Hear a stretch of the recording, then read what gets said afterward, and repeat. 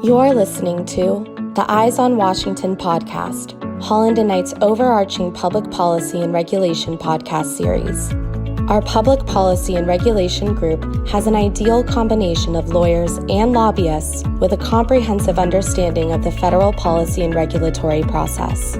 This series will shine a light on the shifting dynamics of governmental entities and the ensuing changes in economic or political policies, laws, and regulations that can have a critical impact on the health and future of your business. I'm Renee Lewis, co-chair of the Holland and Knight ESOP group out of our Chicago office. I'm joined today by my co-chair, David Pardys, out of the Holland and Knight Philadelphia office. We are happy to have with us Josh Odintz from the Holland and Knight Public Policy and Regulation Group from our Washington, D.C. office. As a bit of background, Josh has held high-level government positions with both the U.S. Treasury Department and the Senate Finance Committee. He also served as the Chief Tax Counsel to the President's National Commission on Fiscal Responsibility and Reform under President Obama. We asked Josh to join us to discuss the press release issued by the IRS on August 9th, which cautions plan sponsors to be alerted to compliance issues associated with ESOPs. Josh, thank you for joining us today. Thank you for having me, Renee. Okay, let's jump right to it. Josh, what does it mean when the IRS issues such a press release, and how often do you see these releases? Yeah, so the IRS issues press releases when the exam function of the IRS observes transactions that they want to inspect or do not like. And so the IRS puts taxpayers on warning that if they enter into a certain transaction that's described in a press release, it may get reviewed and audited by the IRS exam team. These are fairly common types of press releases.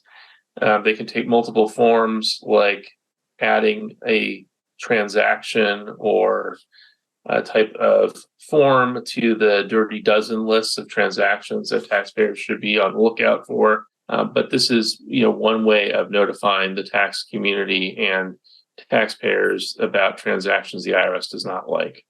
Generally, these types of alerts reflect the field, the exam teams working up the issue, and can reflect the national office or commissioner and chief counsel review, but generally they reflect the exam function of the IRS's views of a transaction.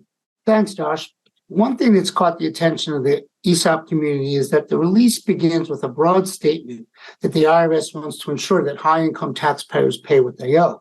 The IRS release then focuses on a particular arrangement involving a management S corporation where taxpayers purport to convert taxable compensation into non-taxable loan proceeds through the use of an ESOP-owned S corporation. What are your thoughts on the broad statement about tax compliance and then the specific ESOP example?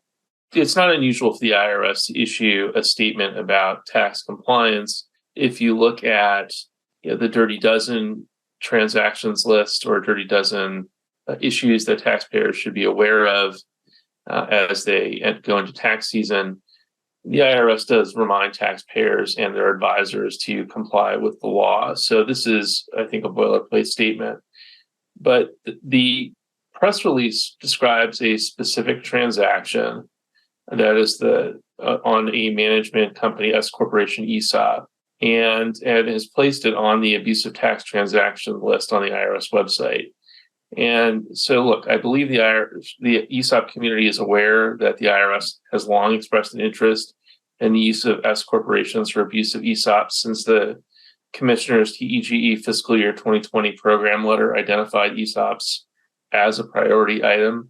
But without any additional indication or announcement from the IRS, it really appears that this IRS press statement is nothing new.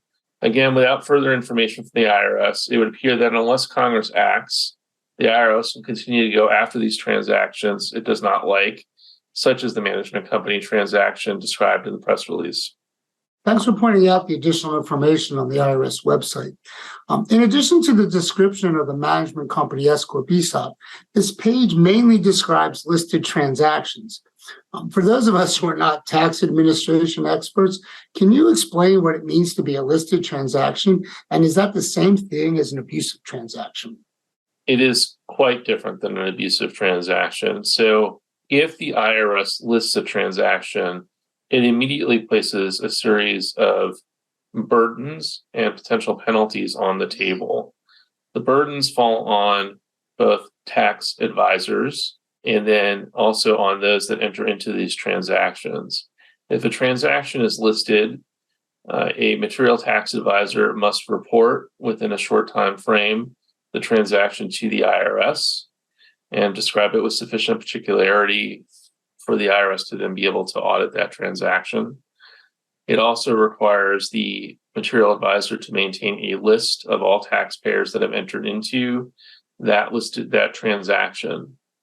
Additionally, taxpayers are required to disclose those transactions on their returns and file a separate a document with the Office of Tax Shelter Analysis, which OTSA uses to audit taxpayers. So it is, and if taxpayers fail to disclose, there are penalties, including a significant penalty for material advisors of up to $10,000 a day for failure to file the required forms. Second, on the taxpayer side, there can be a strict liability penalty of 30% of the understatement of taxation as due. So listing a transaction is a very significant action by the IRS. Recently, there's litigation in the Sixth Circuit and soon in other circuits where the IRS has taken the position that it does not need to follow up with notice and comment under the Administrative Procedures Act for purposes of listing a transaction.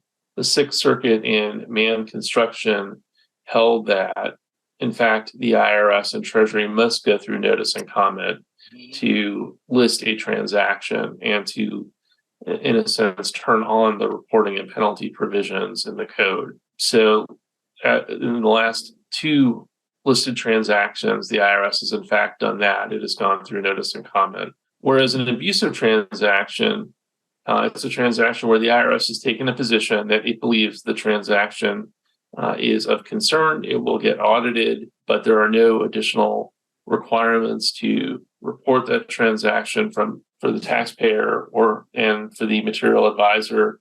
There's no obligation to disclose that transaction to the IRS or keep a list of those transactions. Josh, based upon your understanding of the IRS process, should the press release be viewed as a broad investigation of ESOPs? And in addition, should the companies considering an ESOP be concerned by this press release?